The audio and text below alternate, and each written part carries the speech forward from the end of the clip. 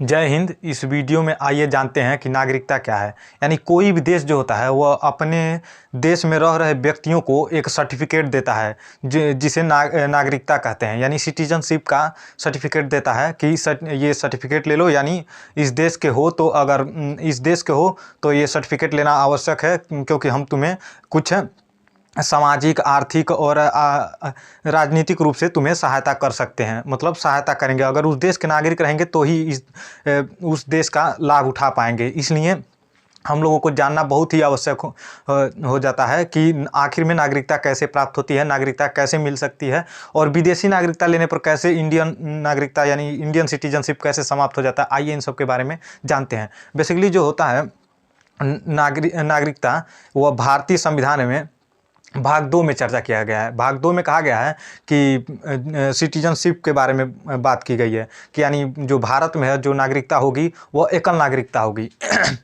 जो भारत देगा वह मतलब आप किसी भारत के राज्य में रहेंगे तो राज्य की नागरिकता लेने की कोई आवश्यकता नहीं है। केवल भारत के हैं तो भारतीय नागरिकता ले लिए तो आप भारत के नागरिक हो गए। लेकिन अमेरिका में ऐसा नहीं होता है। अमेरिका में जिस राज्य के हैं वहाँ का भी नागरिकता लेना पड़ेगा और उस देश का भी नागरिकता लेना पड़ेगा। यानी वहाँ दोहरी नागरिकता है। भारत में एकल नागरिकता है। वह आइए समझते हैं। तो नागरिकता जो है वह संविधान के भाग 2 में चर्चा किया गया है, और भाग 2 में अनुच्छेद में 5 से 11 तक की चर्चा किया गया है। यानी अनुच्छेद 2 से भाग 2 में चर्चा किया गया और अनुच्छेद 5 से 11 तक की चर्चा किया गया है। तो सबसे पहले जो नागरिकता संबंधी जो बात उठा था वह अरस्तू ने किया था। अरस्तू ने नागरिकता संबंधी इन्होंने बात किया था। तो अब जानते हैं कि आखिर नागरिकता होता क्या है। तो नॉर्मल किसी भी देश में नागरिकता 3 प्रकार से होते हैं। पहला हो जाता है नॉर्मल पर्सन, जो विदेशी व्यक्ति आते हैं ताजमहल घूमने, दिल्ली घूमने, आगरा का ताजमहल घूमने, ये सब घूमने आते हैं। तो मान लीजिए आप उनको नहीं, वो भी भारत में ही रह रहे हैं लेकिन उनको आप नागरिक नहीं कर सकते हैं क्योंकि वो कुछ ही दिनों के लिए आए हैं।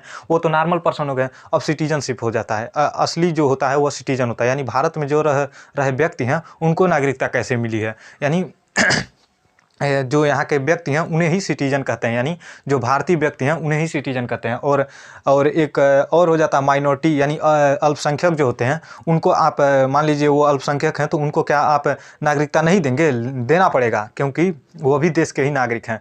तो जेन्युइन बात है। माइनॉरिटी 2 प्रकार से होते हैं, एक भाषा के आधार पर, एक धर्म के आधार पर, एक लैंग्वेज के हिसाब से, और दूसरा धर्म जाति के हिसाब से। जात के नहीं, धर्म के हिसाब से। जात के हिसाब से सुनिए माइनॉरिटी नहीं होता है, तो उनको भी देना आवश्यक होता है नागरिकता। तो कहीं कहीं आप देखेंगे कि मुस्लिम का माइनॉरिटी है और हिंदू ज़्यादा हैं, और कहीं कहीं देखेंगे कि हिंदू का माइनॉरिटी है और मुस्लिम मेजॉरिटी है। तो ऐसा देखने को मिल जाता है क्योंकि पूर्वोत्तर भारत में वहाँ पे उतना हिंदू नहीं है, सिर्फ क्रिश्चियन है सब। वहाँ क्रिश्चियन का मेजॉरिटी है। तो आइए जानते हैं कि आखिर में सिटीजनशिप यानी भारतीय नागरिकता क्या है। तो भारतीय नागरिकता की चर्चा अनुच्छेद 5 से की गई है, 5 से 11 तक में। तो अनुच्छेद 5 में कहा गया है कि यह बेसिकली जब भारत डिवाइडेशन हुआ था, यानी भारत का बंटवारा हुआ था, उसी समय किया गया था। उसी समय यह 3 कानून 5, 6, 7, 8 ये जो हैं वह 3 ही कानून जो थे वह उस समय के स्थिति को देखते हुए बनाया गया था। तो अनुच्छेद 5 में कहा गया था जो संविधान लागू होने से पहले, तो संविधान कब लागू हुआ था? 26 जनवरी 1950 से पहले जो भारत में रह रहे व्यक्ति हैं उनको नागरिकता मिल जाएगी, यानी आसानी से मिल जाएगी। उनको लेने की आवश्यकता नहीं है, यानी वो भारत के नागरिक हैं। यानी 26 जनवरी 1950 से पहले जो भारत में रह रहे व्यक्ति हैं उनको नागरिकता आसानी से मिली हुई है। और अनुच्छेद 6 में कहा गया कि जो भारत से मान लीजिए डिवाइडेशन हुआ तो कुछ लोग भारत में रहना चाहते थे, कुछ लोग पाकिस्तान में रहना चाहते थे। तो सबसे ज़्यादा मुस्लिम लोग वहीं पाकिस्तान में गए सब। तो और जो वहाँ के हिंदू थे सब वह भारत में आए सब। तो उनको भी नागरिकता देना जरूरी है कि नहीं? आप बताइए मित्रों, देना चाहिए कि नहीं देना चाहिए? तो उनको भी नागरिकता दिया जाना चाहिए। तो अनुच्छेद 6 के अनुसार कहा गया कि जो डिवाइडेशन के समय जो पाकिस्तान से भारत में आए व्यक्ति उन्हें भी नागरिकता मिलेगी, लेकिन वो परमिट हिसाब से मिलेगी। यानी उनको परमिशन लेना पड़ेगा परमिट ला के अनुसार। उसके बाद अनुच्छेद 7 में कहा गया कि जो भारत विभाजन होने के समय मान लीजिए कुछ हिंदू पाकिस्तान में गए सब, कुछ हिंदू भारत में आए सब, कुछ मुस्लिम पाकिस्तान में गए सब, कुछ मुस्लिम भारत में आए सब।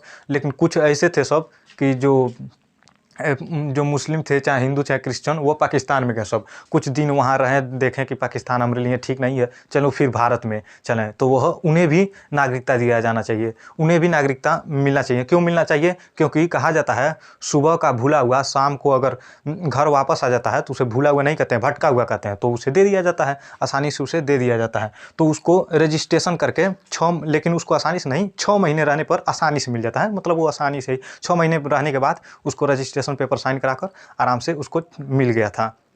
तो ये तो जो तीनों 5, 6, 7 है, वो तो उस समय के जो स्थिति थी, भारत विभाजन हुआ था उस समय की स्थिति पर यह कानून बनाया गया था। उसके बाद ये तीनों फालतू कानून थे, अब उसका कोई औचित्य नहीं है। इसलिए अब अनुच्छेद 8 से देखिए, अनुच्छेद 8 से कहा गया कि जो स्वतंत्रता सेनानी है और जो विदेश में रह रहे व्यक्ति हैं, उनके बच्चे जो भारत में हैं, उनको नागरिकता कौन देगा? तो अनुच्छेद 8 के अनुसार विदेश में रह रहे क्रांतिकारियों के बच्चे जो थे उनको भी नागरिकता मिली, क्योंकि सैन फ्रांसिस्को में स्वामी हरदयाल सिंह ने गदर पार्टी की स्थापना की थी, तो क्या उनको नहीं नागरिकता मिलना चाहिए? उनको भी नागरिकता दिया जाएगा। तो यानी अनुच्छेद 8 के अनुसार उन्हें भी नागरिकता मिलेगी, जो विदेशों में रह रहे व्यक्ति हैं वो और उनके बच्चे भारत में रह रहे हैं, उनको भी नागरिकता मिल जाएगी। अनुच्छेद 9 में कहा गया कि सतलर तक गइला बेटा, यानी अगर आप विदेशी नागरिकता लेंगे तो भारतीय नागरिकता आपका समाप्त हो जाएगा, क्योंकि आप उधर सटेंगे तो इधर से गए बेटा, तो इसलिए सटलर तक गइला। अनुच्छेद 9 में कहा गया कि आप एक साथ 2 देश की नागरिकता नहीं ले सकते हैं। अनुच्छेद 10 में कहा गया कि देशद्रोही काम करने पर, यानी देश विरोधी काम करने पर आपकी नागरिकता समाप्त कर दी जाएगी। देश विरोधी काम क्या है? मान लीजिए चाइना और हिंदू और पाकिस्तान और हिंदुस्तान में लड़ाई हो रहा है, तो अगर मान लीजिए पाकिस्तान और हिंदुस्तान में लड़ाई हो रहा है तो सब लोग कहें कि चाइना जिंदाबाद और पाकिस्तान जिंदाबाद, तब तो गड़बड़ हो जाएगा। मान लीजिए वो देशद्रोही काम कर रहा है, मान लीजिए देश का सपोर्ट करना चाहिए, उसे चाइना और पाकिस्तान का सपोर्ट कर रहा है, इसलिए देश विरोधी काम करने पर आप भारत के नागरिक नहीं होंगे, तुरंत हटा दीजिएगा, तुरंत। उसके बाद अनुच्छेद 11 में कहा गया कि इन्ना जो धन कमंडल है वो नागरिकता संबंधी कानून कौन बनाएगा? तो अनुच्छेद 11 में कहा गया है कि नागरिकता संबंधी कानून जो है वह संसद का गृह मंत्रालय बनाएगा। वो इसीलिए देखे होंगे 2019 में CAA और NRC आया था, तो उस समय गृह मंत्री कौन था?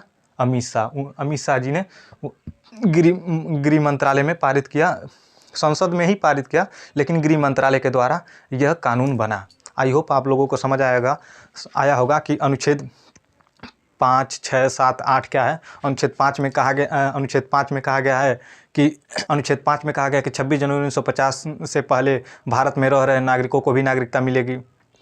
अनुच्छेद 6 में कहा गया है कि जो पाकिस्तान से आए भारत में उन्हें भी नागरिकता मिलेगी। अनुच्छेद 7 में कहा गया है जो भारत से पाकिस्तान गए फिर भारत में आए उन्हें भी नागरिकता मिलेगी। अनुच्छेद 8 में कहा गया विदेशों में रह रहे व्यक्तियों को भी नागरिकता मिल सकती है। अनुच्छेद 9 में कहा गया कि सटलत गइला बेटा, यानी अगर विदेशी नागरिकता लेंगे तो भारतीय नागरिकता समाप्त हो जाएगी। अनुच्छेद 10 में कहा गया कि देशद्रोही काम करने पर भारतीय नागरिकता समाप्त हो जाएगी। अनुच्छेद 11 में कहा गया कि नागरिकता संबंधी जो कानून है वो गृह मंत्रालय बनाएगी। आई होप आप लोग समझे होंगे कि नागरिकता क्या है। ये छोटा सा टॉपिक था, इसलिए सोचा समझा दें, ये बहुत ही छोटा। आई होप आप लोगों को समझ में आया होगा। मिलेंगे नेक्स्ट वीडियो में, तब तक के लिए जय हिंद।